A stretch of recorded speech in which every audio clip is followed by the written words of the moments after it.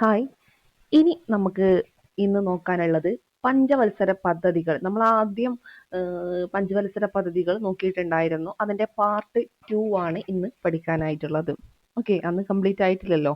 അപ്പോൾ ഇന്ന് അതിന്റെ പാർട്ട് 2 ആണ് പഠിക്കാനായിട്ട് ഉള്ളത്. അതിൽ ആദ്യം നോക്കാനുള്ളത് രണ്ടാം പഞ്ചവത്സര പദ്ധതിയാണ്. ഓക്കെ ആണല്ലോ?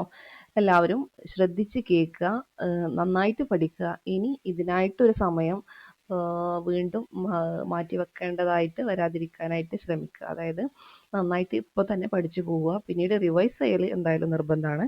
പക്ഷേ പഠനം ഇപ്പോൾ തന്നെ കഴിച്ചു പോവുക. പിന്നെ നമുക്കൊന്ന് ജസ്റ്റ് നോക്കി പോയാൽ മതിയല്ലോ. ഓക്കെ, അപ്പോൾ ആ ഒരു രീതിയിൽ എടുക്കുക. ഇനി നോക്കാം നമുക്ക് രണ്ടാം പഞ്ചവത്സര പദ്ധതി. ഇതിന്റെ കാലഘട്ടം എന്ന് മുതൽ എന്ന് വരെ എന്നുള്ളത് ചോദിച്ചാൽ 1956 ഏപ്രിൽ 1 മുതൽ 1961 മാർച്ച് 31 വരെ, അല്ലെ? 5 വർഷക്കാലം എന്നൊക്കെ നമുക്കറിയാലോ. അപ്പൊ 1956 ഏപ്രിൽ 1 മുതൽ 1961 മാർച്ച് 31, ഏപ്രിൽ 1 മാർച്ച് 31, അതൊക്കെ നമ്മൾ കഴിഞ്ഞ ക്ലാസ്സിൽ പഠിച്ചിട്ടുള്ളതാണ്, ആ ഒരു സമയം എന്ന് പറയുന്നത്, അല്ലെ? ഇനി രണ്ടാം പഞ്ചവത്സര പദ്ധതിയുടെ അധ്യക്ഷൻ ആരായിരുന്നു? അത് നെഹ്റു ആണ്, അല്ലെ? രണ്ടാം പഞ്ചവത്സര പദ്ധതിയുടെ ഉപാധ്യക്ഷനാണ് ചോദിക്കുന്നതെങ്കിൽ ഗുൽസാരിലാൽ നന്ദ. രണ്ടാം പഞ്ചവത്സര പദ്ധതിയുടെ അധ്യക്ഷൻ നെഹ്റു ആണ്. രണ്ടാം പഞ്ചവത്സര പദ്ധതിയുടെ ഉപാധ്യക്ഷൻ ആരാണ്? ഗുൽസാരിലാൽ നന്ദയാണ്. രണ്ടാം പഞ്ചവത്സര പദ്ധതി ലക്ഷ്യം വെച്ച വളർച്ചാ നിരക്ക് എന്ന് പറയുന്നത് 4.5% വളർച്ചാ നിരക്കാണ്. എന്നാൽ അത് കൈവരിച്ചോ? 4.3% മാത്രമാണ് വളർച്ചാ നിരക്കാണ് കൈവരിക്കാനായിട്ട് സാധിച്ചിട്ടുള്ളത്. മഹലനോബിസ് മോഡൽ എന്നറിയപ്പെടുന്ന പഞ്ചവത്സര പദ്ധതിയാണ് രണ്ടാം പഞ്ചവത്സര പദ്ധതി എന്ന് പറയുന്നത്. ഓക്കെ, മഹലനോബിസ് മോഡൽ എന്നറിയപ്പെടുന്ന പഞ്ചവത്സര പദ്ധതി ഏതാണ്? രണ്ടാം പഞ്ചവത്സര പദ്ധതിയാണ്. ഇനി വ്യാവസായിക പദ്ധതി അങ്ങനെ ചോദിച്ചാലും ഈ രണ്ടാം പഞ്ചവത്സര പദ്ധതിയാണ്. രണ്ടാം പഞ്ചവത്സര പദ്ധതിയുടെ മുഖ്യ ആസൂത്രകൻ അല്ലെങ്കിൽ ശില്പി എന്നൊക്കെ അറിയപ്പെടുന്നത് PC മഹലനോബിസ് ആണ്. രണ്ടാം പഞ്ചവത്സര പദ്ധതിയുടെ മുഖ്യ ആസൂത്രകൻ അതുപോലെ ശില്പി എന്നൊക്കെ അറിയപ്പെടുന്നത് PC മഹലനോബിസ് ആണ്. അപ്പൊ നമ്മൾ നേരത്തെ പറഞ്ഞു എന്ത്? രണ്ടാം പഞ്ചവത്സര പദ്ധതിയുടെ അധ്യക്ഷൻ നെഹ്റു ആണ്. അതുപോലെ ഉപാധ്യക്ഷൻ ഗുൽസാരിലാൽ നന്ദയാണ്. കാലയളവ് 1956 ഏപ്രിൽ 1 മുതൽ 1961 മാർച്ച് 31 വരെയാണ്. ലക്ഷ്യം വെച്ച് വളർച്ചാ നിരക്ക് എന്ന് പറയുന്നത് 4.5% കൈവരിച്ചത്. 4.3% മഹലനോബിസ് മോഡൽ എന്നറിയപ്പെടുന്നു. അതുപോലെ എന്താണ്? വ്യാവസായിക പദ്ധതി എന്നൊക്കെ അറിയപ്പെടുന്നുണ്ട്. രണ്ടാം പഞ്ചവത്സര പദ്ധതിയുടെ മുഖ്യ ആസൂത്രകൻ ശില്പി എന്നൊക്കെ പറയുന്നത് ആരാണ്? PC മഹലനോബിസ് ആണ്. ഇനി ബോംബെ പ്ലാനിന്റെ ആശയം ഉൾക്കൊണ്ട പഞ്ചവത്സര പദ്ധതി, അതായത് 1944 ബോംബെ പ്ലാനിന്റെ ആശയം ഉൾക്കൊണ്ട പഞ്ചവത്സര പദ്ധതി ഏതെന്ന് ചോദിച്ചാലും രണ്ടാം പഞ്ചവത്സര പദ്ധതിയാണ്. വെയ്ജ് ഗുഡ് മോഡൽ പദ്ധതി ആരംഭിച്ചത് ബ്രഹ്മാനന്ദ ആൻഡ് CN വക്കീൽ 1956. വെയ്ജ് ഗുഡ് മോഡൽ പദ്ധതി ആരംഭിച്ചത് ആരൊക്കെയാണ്? ബ്രഹ്മാനന്ദ ആൻഡ് CN വക്കീൽ 1956. ഓക്കെ, അപ്പൊ അത്രയും കാര്യം കിട്ടിയിട്ടുണ്ടാവും എന്ന് വിചാരിക്കണേ. ഇനി രണ്ടാം പഞ്ചവത്സര പദ്ധതിയുടെ പ്രധാന ലക്ഷ്യങ്ങളാണ് നമ്മോട് ചോദിക്കുന്നതെങ്കിൽ, ഒന്ന് വ്യവസായ പുരോഗതി, അല്ലെ? വ്യവസായ പുരോഗതി, ഗതാഗത പുരോഗതി, മിശ്ര സമ്പദ് വ്യവസ്ഥ, തൊഴിലവസരങ്ങൾ വർദ്ധിപ്പിക്കുക, സോഷ്യലിസ്റ്റ് സമൂഹത്തെ രൂപീകരിക്കുക. എന്തൊക്കെയായിരുന്നു രണ്ടാം പഞ്ചവത്സര പദ്ധതിയുടെ പ്രധാന ലക്ഷ്യങ്ങൾ? വ്യവസായ പുരോഗതി, ഗതാഗത പുരോഗതി, മിശ്ര സമ്പദ് വ്യവസ്ഥ, തൊഴിലവസരങ്ങൾ വർദ്ധിപ്പിക്കുക, സോഷ്യലിസ്റ്റ് സമൂഹത്തെ രൂപീകരിക്കുക. ഒന്നുകൂടെ പറഞ്ഞു നോക്കിയാലോ? അപ്പോ കിട്ടുന്നുണ്ടോ നോക്കുക കേട്ടോ. വ്യവസായ പുരോഗതി, ഗതാഗത പുരോഗതി, മിശ്ര സമ്പദ് വ്യവസ്ഥ, തൊഴിലവസരങ്ങൾ വർദ്ധിപ്പിക്കുക, അതുപോലെ സോഷ്യലിസ്റ്റ് സമൂഹത്തെ രൂപീകരിക്കുക.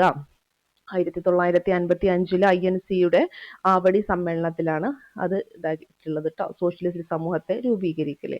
ഓക്കെ, ഇനി സാധ്യമായ എല്ലാ ദിശകളിലും ത്വരിതഗതിയിൽ ഘടനാപരമായ പരിവർത്തനം കൊണ്ടുവരുന്നതിന് രണ്ടാം പദ്ധതി ഊന്നൽ നൽകി. സാധ്യമായ എല്ലാ ദിശകളിലും ത്വരിതഗതിയിൽ എന്ന് പറയുമ്പോൾ പെട്ടെന്ന്, അല്ലെ? ഘടനാപരമായ പരിവർത്തനം കൊണ്ടുവരുന്നതിന്, സ്ട്രക്ചറൽ ട്രാൻസ്ഫോർമേഷൻ കൊണ്ടുവരുന്നതിന് രണ്ടാം പദ്ധതി ഊന്നൽ നൽകി. ഇനി ന്യൂക്ലിയർ പവർ ഫീൽഡിൽ, അതായത് ആണവോർജ മേഖലയിൽ കൂടുതൽ പ്രവർത്തനങ്ങൾ നടത്തുവാനും കാര്യക്ഷമമായ മനുഷ്യ വിഭവശേഷി കണ്ടെത്തുന്നതിനും ഗവേഷണങ്ങളും പഠനങ്ങളും നടത്തി. ന്യൂക്ലിയർ പവർ ഫീൽഡിൽ കൂടുതൽ പ്രവർത്തനങ്ങൾ നടത്തുവാനും കാര്യക്ഷമമായ മനുഷ്യ വിഭവശേഷി കണ്ടെത്തുന്നതിനും ഗവേഷണങ്ങളും പഠനങ്ങളും നടത്തി. ഓക്കെ, അപ്പൊ അത്രയും കാര്യങ്ങൾ രണ്ടാം പഞ്ചവത്സര പദ്ധതിയുമായി ബന്ധപ്പെട്ടതാണ് എന്നുള്ളത് മനസ്സിലാക്കി വെക്കുക. ഇപ്പൊ പറഞ്ഞ കാര്യങ്ങൾ ജസ്റ്റ് ഈ വീഡിയോ ഒന്ന് പോസ് ചെയ്തിട്ട് ഒന്ന് ഓർത്ത് നോക്കുക കിട്ടുന്നുണ്ടോ എന്നുള്ളത്. പിന്നെ അടുത്തത് എന്ന് പറയുന്നത് മൂന്നാം പഞ്ചവത്സര പദ്ധതികൾ. മൂന്നാം പഞ്ചവത്സര പദ്ധതി അപ്പൊ എന്ന് മുതൽ എന്ന് വരെയായിരിക്കും? 1961 വരെയായിരുന്നു ഇത് രണ്ടാം പഞ്ചവത്സര പദ്ധതി. പിന്നെ അങ്ങോട്ട് 5 വർഷം, അതായത് 1961 ഏപ്രിൽ 1 ടു 1966 മാർച്ച് 31. മൂന്നാം പഞ്ചവത്സര പദ്ധതിയുടെ അധ്യക്ഷൻ ആരായിരുന്നു? അത് നെഹ്റു ആയിരുന്നു. അന്ന് ആക്ടിംഗ് പ്രസിഡന്റ് 2 തവണ ആക്ടിംഗ് പ്രസിഡന്റ് ആയിട്ടുള്ള ഗുൽസാരിലാൽ നന്ദ അധ്യക്ഷ സ്ഥാനം വഹിച്ചിരുന്നു. അറിയാലോ, ആക്ടിംഗ് പ്രസിഡന്റ് 2 തവണ ആക്ടിംഗ് പ്രസിഡന്റ് ആയിട്ടുള്ള ആരായിരുന്നു? ഗുൽസാരിലാൽ നന്ദ. അദ്ദേഹം എന്താണ് അധ്യക്ഷ സ്ഥാനം വഹിച്ചിട്ടുണ്ടായിരുന്നു. ലാൽ ബഹദൂർ ശാസ്ത്രി, ഇന്ദിരാഗാന്ധി. ഓക്കെ, അപ്പൊ ആരൊക്കെയായിരുന്നു അധ്യക്ഷ പദവി വഹിച്ചിരുന്നത്? നെഹ്റു, ഗുൽസാരിലാൽ നന്ദ, ലാൽ ബഹദൂർ ശാസ്ത്രി, ഇന്ദിരാഗാന്ധി. ഓക്കെ, നെഹ്റു, ഗുൽസാരിലാൽ നന്ദ, ലാൽ ബഹദൂർ ശാസ്ത്രി, ഇന്ദിരാഗാന്ധി. ഇനി മൂന്നാം പഞ്ചവത്സര പദ്ധതിയുടെ ഉപാധ്യക്ഷന്മാര് ഗുൽസാരിലാൽ നന്ദയായിരുന്നു. ഓക്കെ, മൂന്നാം പഞ്ചവത്സര പദ്ധതിയുടെ ഉപാധ്യക്ഷന്മാര് ഗുൽസാരിലാൽ നന്ദയും പിന്നെ ആരൊക്കെയുണ്ട്? VT കൃഷ്ണമാചാരി ഉണ്ട്, CM ത്രിവേദി, അശോക് മേത്ത. നമ്മോട് ചോദിക്കാം, ഇതില് മൂന്നാം പഞ്ചവത്സര പദ്ധതിയുടെ ഉപാധ്യക്ഷന്മാരിൽ ഉൾപ്പെടാത്തത് ആരെന്ന് ചോദിച്ചാൽ നമുക്ക് എന്ത് ചെയ്യാം? ഉൾപ്പെടുന്നത് ആരെന്ന് പഠിച്ചു പോണ്ടേ? അപ്പൊ Gulzarilal Nanda 1, VT Krishnamachari, CM Trivedi, Ashok Mehta, CM Trivedi, VT Krishnamachari, Gulzarilal Nanda. Okay, കിട്ടിയിട്ടുണ്ടാവും വിചാരിക്കണം. ഇനി അധ്യക്ഷ സ്ഥാനവും ഉപാധ്യക്ഷ സ്ഥാനവും മാറി പോകരുത്. ഗുൽസാരിലാൽ നന്ദ അധ്യക്ഷ സ്ഥാനം വഹിച്ചിട്ടുണ്ടായിരുന്നു, ഉപാധ്യക്ഷ സ്ഥാനം വഹിച്ചിട്ടുണ്ടായിരുന്നു. അതായത് 1962 വരെ, അതായത് നമുക്കറിയാം 61 മുതൽ 66 വരെയാണ് മൂന്നാം പഞ്ചവത്സര പദ്ധതിയുടെ കാലഘട്ടം. അതിൽ ഒരു വർഷം 62 വരെ എന്താണ് നമ്മുടെ ഗുൽസാരിലാൽ നന്ദ, ആക്ടിംഗ് പ്രസിഡന്റ് 2 തവണയായിട്ടുള്ള ഗുൽസാരിലാൽ നന്ദയായിരുന്നു ഉപാധ്യക്ഷ സ്ഥാനം വഹിച്ചിട്ടുണ്ടായിരുന്നത്. പിന്നെ VT കൃഷ്ണമാചാരി, CM ത്രിവേദി, അശോക് മേത്ത. ഇനി മൂന്നാം പഞ്ചവത്സര പദ്ധതി ലക്ഷ്യം വെച്ചത് എത്ര ശതമാനം വളർച്ച? ഈ വളർച്ചാ നിരക്കൊന്ന് നോട്ട് ചെയ്ത് വെക്കണേ. നമ്മൾ നേരത്തെ പറഞ്ഞ പോലെ തന്നെ ഇവിടെ മൂന്നാം പഞ്ചവത്സര പദ്ധതി ലക്ഷ്യം വെച്ചത് 5.6% വളർച്ചയായിരുന്നു. പക്ഷെ കൈവരിക്കാൻ കഴിഞ്ഞത് വെറും 2.4%. മറ്റത് രണ്ടാം പഞ്ചവത്സര പദ്ധതിയിൽ 4.5% വളർച്ചാ നിരക്ക് അല്ലെ, 4.5% വളർച്ചാ നിരക്ക് ലക്ഷ്യം വെച്ചിട്ടുണ്ടെങ്കിലും എന്താണ് അവിടെ നമ്മൾ പറഞ്ഞിട്ടുള്ളത് 4.3% വളർച്ചാ നിരക്ക് കൈവരിച്ചിട്ടുണ്ട് അല്ലെ.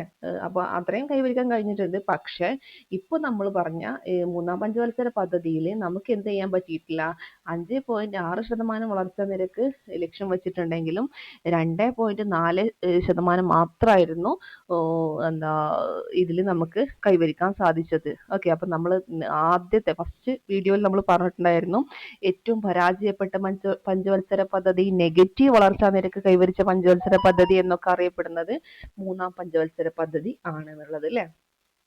ഓക്കെ, ഇനി മൂന്നാം പഞ്ചവത്സര പദ്ധതി തുടങ്ങുമ്പോൾ അധ്യക്ഷൻ നെഹ്റുവും അവസാനിക്കുമ്പോൾ അധ്യക്ഷ ഇന്ദിരാഗാന്ധിയുമായിരുന്നു. നമ്മൾ നേരത്തെ പറഞ്ഞു, മൂന്നാം പഞ്ചവത്സര പദ്ധതി തുടങ്ങുമ്പോൾ അധ്യക്ഷൻ നെഹ്റുവും അവസാനിക്കുമ്പോൾ അധ്യക്ഷ ഇന്ദിരാഗാന്ധിയും ആയിരുന്നു. മൂന്നാം പഞ്ചവത്സര പദ്ധതി തുടങ്ങുമ്പോൾ ഉപാധ്യക്ഷൻ ആരായിരുന്നു? നമ്മൾ പറഞ്ഞു 62 വരെ ആരായിരുന്നു? ഗുൽസാരിലാൽ നന്ദയും. അവസാനിക്കുമ്പോൾ ഉപാധ്യക്ഷൻ അശോക് മേത്തയും ആയിരുന്നു. ഓക്കെ, അപ്പൊ അധ്യക്ഷന്മാരെ ഒന്നുകൂടെ പറയാം: നെഹ്റു, ഗുൽസാരിലാൽ നന്ദ, ലാൽ ബഹദൂർ ശാസ്ത്രി, ഇന്ദിരാഗാന്ധി. കിട്ടിയോ? ഇനി ഉപാധ്യക്ഷന്മാർ ഗുൽസാരിലാൽ നന്ദ, VT കൃഷ്ണമാചാരി, CM ത്രിവേദി, അശോക് മേത്ത. ഇനി നമ്മുടെ മൂന്നാം പഞ്ചവത്സര പദ്ധതിയുടെ ലക്ഷ്യങ്ങൾ എന്തൊക്കെയെന്ന് ചോദിച്ചാല്, ഭക്ഷ്യവസ്തുക്കളുടെ ഉൽപാദനം, സാമ്പത്തിക സ്വയം പര്യാപ്തത, ഇത് ചോദിച്ചിട്ടുണ്ട്. സാമ്പത്തിക സ്വയം പര്യാപ്തത, ഭക്ഷ്യ സ്വയം പര്യാപ്തത, ഇതൊക്കെ ഏതിന്റെ ലക്ഷ്യം ചോദിച്ചാൽ മൂന്നാം പഞ്ചവത്സര പദ്ധതിയുടെ ലക്ഷ്യങ്ങളായിരുന്നു. ഭക്ഷ്യവസ്തുക്കളുടെ ഉൽപാദനം, സാമ്പത്തിക സ്വയം പര്യാപ്തത, ഭക്ഷ്യ സ്വയം പര്യാപ്തത എന്നുള്ളത്. ഓക്കെ, ഇനി ജോൺ സാൻഡി ആൻഡ് ചക്രവർത്തി മോഡൽ എന്നറിയപ്പെടുന്ന പഞ്ചവത്സര പദ്ധതി മൂന്നാം പഞ്ചവത്സര പദ്ധതിയാണ്. എന്താ അറിയപ്പെട്ടിരുന്നത്? ജോൺ സാൻഡി ആൻഡ് ചക്രവർത്തി മോഡൽ എന്നറിയപ്പെടുന്ന പദ്ധതിയാണ് മൂന്നാം പഞ്ചവത്സര പദ്ധതി. അതുപോലെ ഇമ്പോർട്ടന്റ് ആയിട്ടുള്ള ഒരു ഇതാണ് ഗാഡ്ഗിൽ മോഡൽ. എന്താണ് ഗാഡ്ഗിൽ മോഡൽ എന്നറിയപ്പെടുന്ന പഞ്ചവത്സര പദ്ധതി? അങ്ങനെ ക്വസ്റ്റ്യൻ വന്നിട്ടുണ്ട്. ഗാഡ്ഗിൽ മോഡൽ അല്ലെങ്കിൽ യോജന എന്നറിയപ്പെടുന്നതും മൂന്നാം പഞ്ചവത്സര പദ്ധതിയാണ്. പിന്നെ ജോൺ സാൻഡി ആൻഡ് ചക്രവർത്തി മോഡൽ, അതും കൂടെ ഒന്ന് പഠിച്ചു വെച്ചേക്കുക. അതും മൂന്നാം പഞ്ചവത്സര പദ്ധതിയാണ്. മൂന്നാം പഞ്ചവത്സര പദ്ധതി കാലത്ത് ഇന്ത്യയുടെ സാമ്പത്തിക ഭദ്രതയ്ക്ക് കോട്ടമുണ്ടാക്കിയ പ്രശ്നങ്ങളായിരുന്നു. അതിനിടക്കായിരുന്നു എന്തൊക്കെയുണ്ടായിരുന്നത്? ഇന്ത്യ ചൈന യുദ്ധം. ഇന്ത്യ ചൈന യുദ്ധം ഏത് വർഷമാണ് ചോദിച്ചിട്ടുള്ളതാണ്? 1962. ഇന്ത്യ പാക് യുദ്ധം 1965. 62 ഇന്ത്യ ചൈന യുദ്ധം നടന്നു. 1965 ഇന്ത്യ പാക് യുദ്ധവും നടന്നിട്ടുണ്ടായിരുന്നു. ഇന്ത്യയിൽ ഹരിത വിപ്ലവത്തിന് തുടക്കം കുറിച്ച പഞ്ചവത്സര പദ്ധതിയാണ് മൂന്നാം പഞ്ചവത്സര പദ്ധതി. തുടക്കം കുറിച്ചത്, ആസൂത്രണം ചെയ്ത പഞ്ചവത്സര പദ്ധതിയാണ് മൂന്നാം പഞ്ചവത്സര പദ്ധതി. അപ്പൊ ഹരിത വിപ്ലവത്തിന്റെ ഒന്നാം ഘട്ടം എന്ന് പറയുന്നത് 1960 മുതൽ 1970 വരെയായിരുന്നു. 1960 to 1970 ആണ് ഹരിത വിപ്ലവത്തിന്റെ ഒന്നാം ഘട്ടം.